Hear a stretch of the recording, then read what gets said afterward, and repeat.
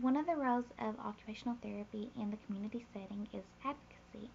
Advocacy is part of the principles and values of the profession as defined by AOTA.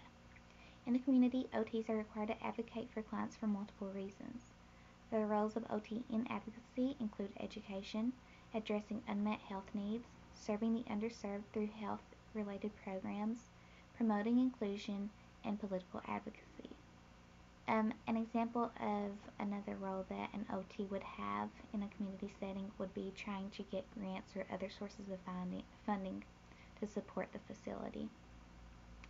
An OT can play a vital role in one's development in and interaction with a social environment. As an occupational therapist, we understand the need for individuals to successfully participate in tasks that are meaningful and relevant. Each individual is unique, and OT has insight about how one's age, interests, and life roles can shape and define meaningful tasks. OT goes beyond understanding, as we're also responsible for helping individuals, through problem solving and intervention, be able to successfully engage and participate in valued tasks. My fieldwork placement is at the Center for Courageous Kids, otherwise known as CCK. And at this facility, children and their families, which includes their parents and siblings, come for a weekend getaway filled with fun at no cost. Every weekend is a different condition. This allows children and families who have similar situations and conditions to get together and socialize and support and encourage one another. They share stories about what works for them and what doesn't, and they take that home. At CCK, resources have been put into place to support children and their families, such as on-site medical staff and an equipped facility, a universally designed activities such as swimming and bowling, and universally designed cabins for the children and their families to stay in over the weekend. While on site, I witnessed a lot of opportunities for occupational therapy to be involved with the pediatric population in a community setting.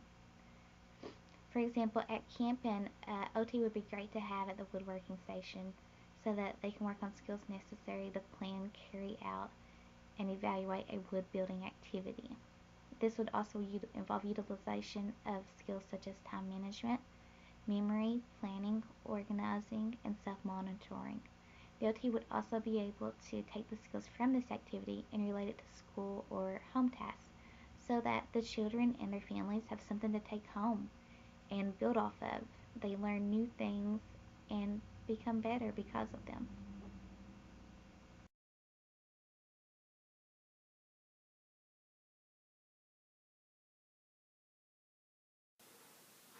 As an occupational therapist serving a community-based population, it is very important that we develop a unique set of assessment skills. Interventions are normally designed for a group setting when you're serving a community-based practice rather than individual one-on-one. Therefore, it's important that the occupational therapist or the occupational therapy student learn to group individuals based on occupational performance or occupational engagement. This will just help the groups to be more cohesive, and it will help the occupational therapist or occupational therapy student manage the group and be able to work with each individual. This is very difficult for occupational therapy students and occupational therapists to learn because in school we are often taught a very traditional therapist-client relationship. It is also important that occupational therapy students or occupational therapists have a very wide variety of skills in data collection methods and data analysis. And it is important to understand the epidemiology of the community that you are serving. After gathering that initial data, it's also important for the occupational therapist or occupational therapy student to be able to continue to do ongoing evaluation methods throughout the time they are serving that population. This successful skills in evaluation can actually improve the community programs and ensure that they are meeting the needs and their purpose that they set out to meet when they designed the community-based program. This also helps to build a body of evidence that is supported through the different evaluations that were conducted. They can use this evidence to justify future funding to continue their program in the future and serve the individuals. This semester, my fieldwork placement is at Best Friends Alzheimer's Center in Nicholasville, Kentucky. Best Friends provides respite care for caregivers living with loved ones with Alzheimer's or dementia. The caregiver can drop off their loved one either in the morning or in the afternoon, just depending on what they need for that individual. The example that I wanted to share with you all is an example of delivering an intervention in a group setting and the difficulties that arise from that. Every week, Best Friends gets a delivery of flowers, and they ask the individuals to cut the flowers and arrange them in vases, and then they place them on the tables throughout the facility. Last week I was working with a group of about 7 women, and they each were given a vase with water and some flowers and scissors, and they were instructed to cut the flowers to the appropriate size for their vase and arrange an arrangement of flowers that was to their liking.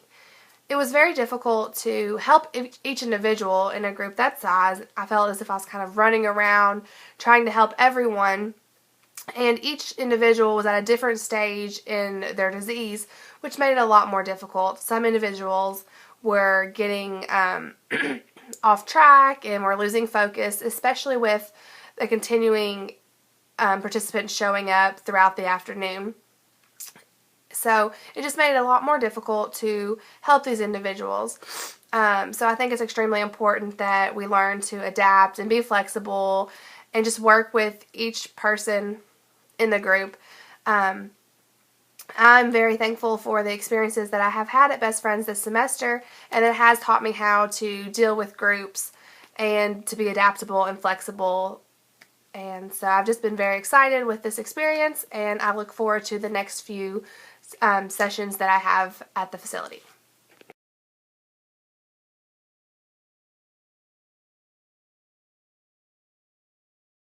In addition to advocacy and assessment skills, an OT can play a role in the community through building community capacity skills.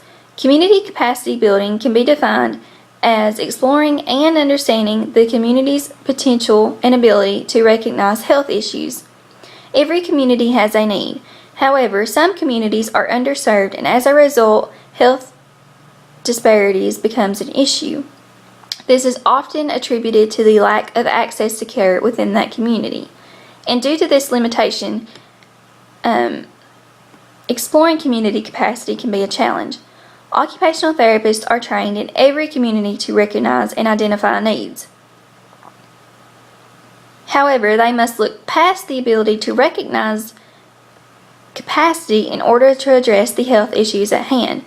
OTs can have effective community capacity skills by being community-centered.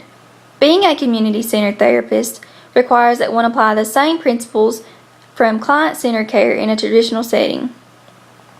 An OT practitioner in a community-centered setting should seek to understand the goals of the community in the same way that they would an individual.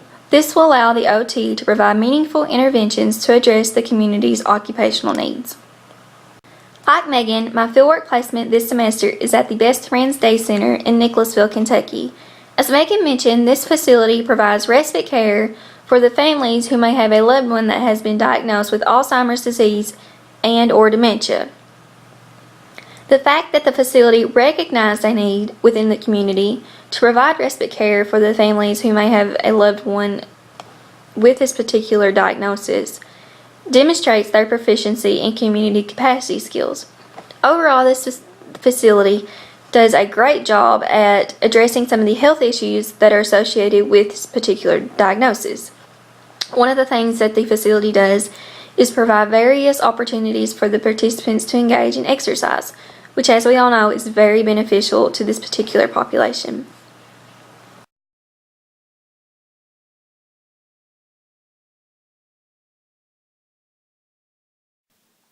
My name is Kendra Taylor, and I'm going to be talking about the ability to apply principles of occupation in a community setting. Occupational therapists have been trained to offer skilled intervention through occupation to individuals who are seeking their services. In a community setting, this is different, as the occupational therapist must think on the individual and the community level both. On top of this, the OT must think about what affordances are available to serve these individuals in the community setting and occupations that will serve individuals with different diseases and health statuses. Once all this is examined, the OT can determine the occupations that will best serve the population in order to improve or work on the health of these individuals. In order to do so, OTs generally write grants to obtain funding to bring occupation into the community setting. An example of this has been seen at my fieldwork setting at Quest Farms. Quest Farms is an adult day center where individuals with intellectual disabilities can come to spend the day while their families or their supervisors are not at their place of residence. At Quest, individuals are provided with an array of activities to participate in. They can choose between volunteering at a local nonprofit organization, going bowling, or maintaining employment at a local factory. At this site, I have seen the difficulty in trying to include everyone in participating in an occupation. For example, one group activity was creating a rainbow out of different colors of tissue paper. Some individuals would participate while others sit at a table coloring or just sitting. I have also witnessed that the individuals at the program participate in the same activities weekly. An occupational therapist in this setting could help explore other leisure interests that would interest those who do not participate in group activities and encourage them to become more involved. I have also thought that a job training program would be useful in a setting such as Quest Farms. As it was stated previously, some of the individuals at the facility have a job while others stay at Quest. An occupational therapist could write a grant in order to receive funding to incorporate a job training program at the facility. Several of the individuals at Quest have expressed interest in working, as some of the other individuals do, but do not have the skills to go out in the community and maintain one.